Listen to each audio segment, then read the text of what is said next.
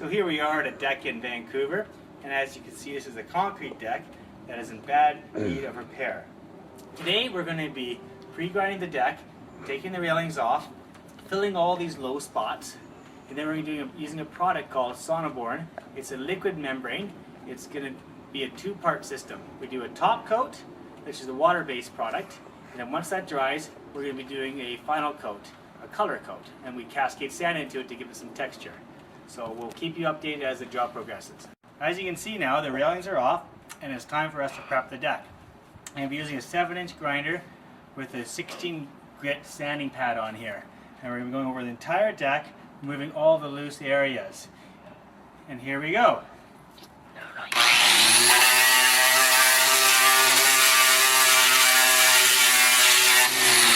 So now we've sanded the deck and prepped it, and we've done some fillers to fill the low spots. We're going to sand the filler and do one more coat of filler, and then we're ready for our base coat. And here we are applying the base coat. As you can see, Magnus here is rollering in this little trench that's on the deck. So we're going to roller that in because you can't get our notch trowel in there. So we're going to go all around the edge of the deck, and we're going to roller this trench in with our base coat.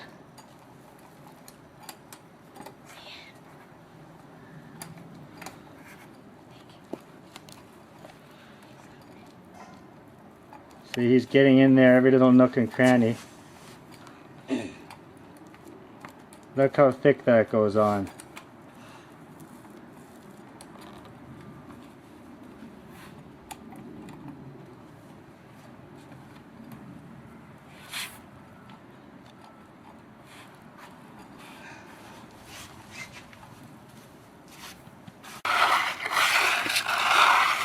And here we are now applying the base coat.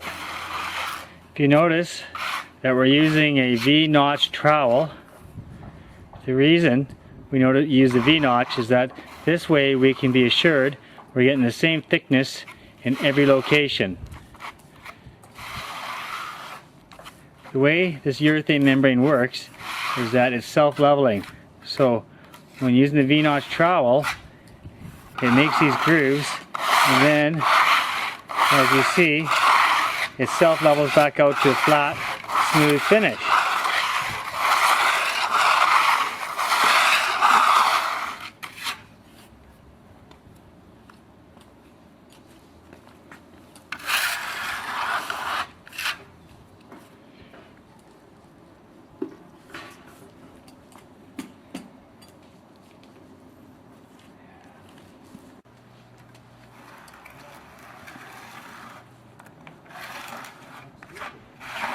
Here's our young helper over here, Joshua.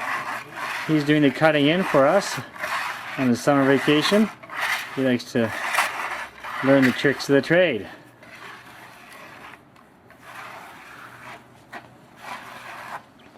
As you can see how thick this product goes on. By using this V-notch trowel, we're achieving a minimum of 40 mils of thickness. As you can see, once you get started, it goes pretty fast. Most of the time is spent in the preparation of the substrates, whether it be concrete, plywood. This product is really good for walkways, especially in multifamily buildings where you're getting heavy traffic. Because after the base coat's on, we simply put on a top coat, that's the color coat and the UV protector. When that starts showing age and getting worn, you can simply just do a xylene wipe on it and apply a new top coat, and you have a brand new surface again.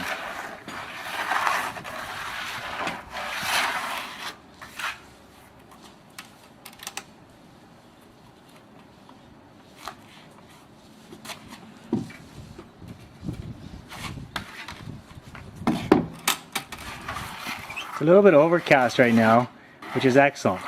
Because if it's too hot and the sun's beating on it too hard, you do stand a chance of the urethane membrane not curing properly and getting what's called fish eyes in it.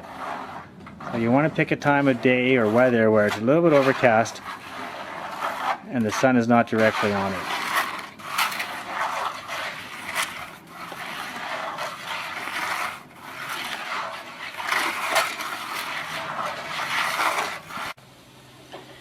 Here we are opening up a new can of top coat.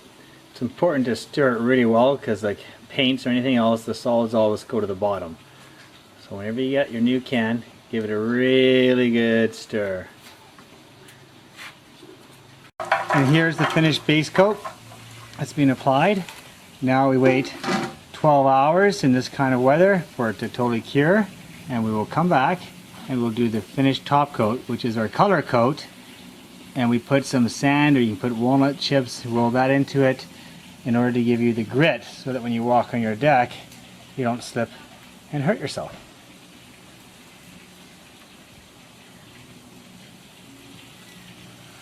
So here we are the next day on our concrete deck. As you can see, our base coat has dried off and it's now ready for the top coat. One thing that's really important though is that this base coat has to still have a tackiness to it. And as you can tell, when I'm stepping on it, you hear my shoes, it's sticking to my shoes a little bit. If for some reason you leave your base coat on for 2 or 3 or 4 days and it's not tacky anymore, you simply get a product called Xylene and you do a Xylene wipe on it and it'll get it back to being tacky. The reason you want it tacky is so that when you do your top coat, your color coat, you're going to get a proper bond of the two materials, so they'll never come apart. Now coming up, we're going to be applying the top coat, and we're going to be spreading into the top coat our silica sand. This is going to give the top coat a grip, so when you walk on it, we're not going to be slippery. When you do your silica sand, it's important to try and get the same amount of sand in all locations, so you don't have a really gritty part over here and super smooth over here. So we'll be going over how we do that in a few seconds when we're applying it. So here we are applying our top coat. Just like in painting, you're going to be doing your perimeters first. You're cutting in. This particular deck happens to have a gutter to help move the water to the drains.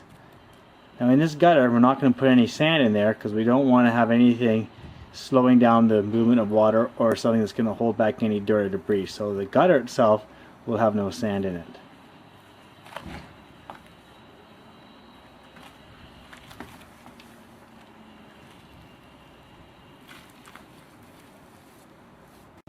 Now we're simply just pouring some of the top coat onto the deck.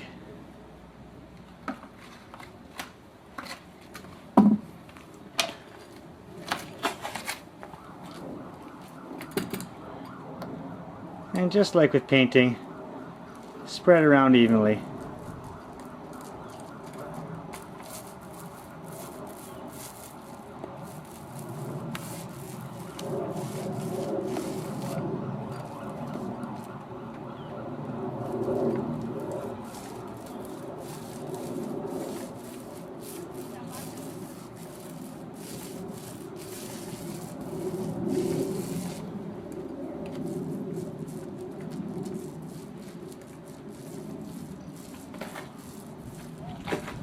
You can sure hear how sticky it is from me just moving around. We're going to get a really good bond from this top coat to the base coat. The client here has chosen a classic tan color.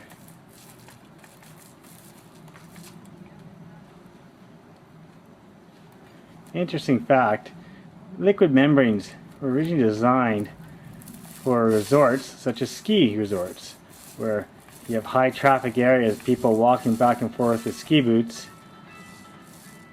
and kicking and dragging it across the surface and causing scuff marks. And that would happen after a good season of use and abuse. The resort just would simply do a Xylene wipe on the top coat and then reapply a new top coat, and it would be just like brand new. So from a maintenance point of view, it's extremely easy to keep this looking brand new.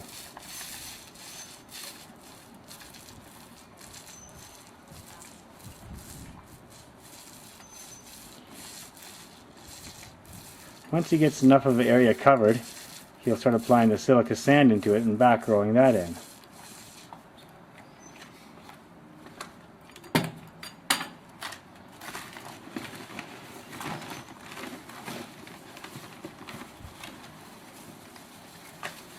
So he's just using a bucket with holes in the bottom.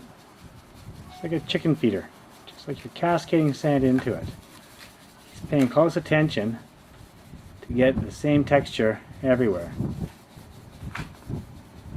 This method works much better than just picking it up by hand and throwing it into it. You're going to get a much more constant mixture of sand into the top coat.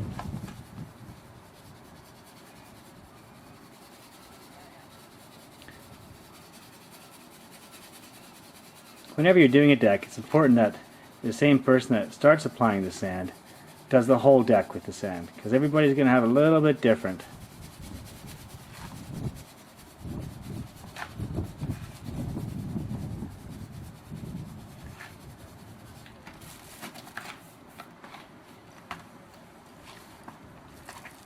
And now he's just back rolling that so the sand gets fully embedded in the top coat.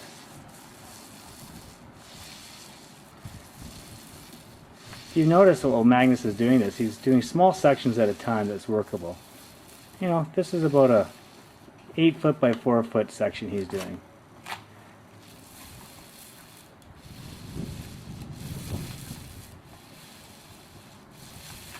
Make sure when you're doing this you don't paint yourself into a corner.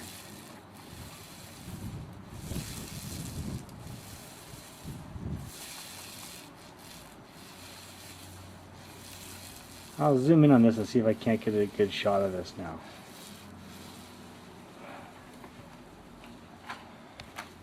You can see the sand in there. So here's a side view of it. As you can see, we've got about half the deck top coated now.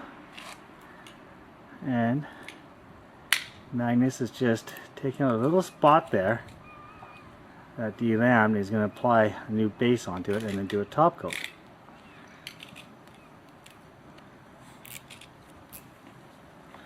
I don't know if you can see it very well, but this silica sand is really evenly applied, which is really the key to any liquid membrane, is to have the consistency in the sand and the texture so that it looks nice and uniform.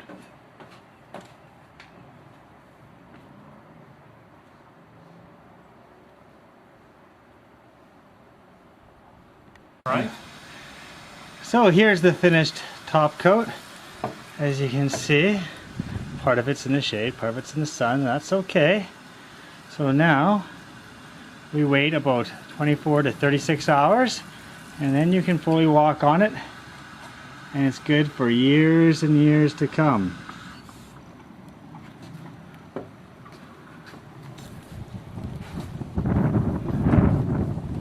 Now we're going to be taking the railings off to a powder coating company where we get them all re-powder coated, and we'll be attaching the railings back on. Stay tuned.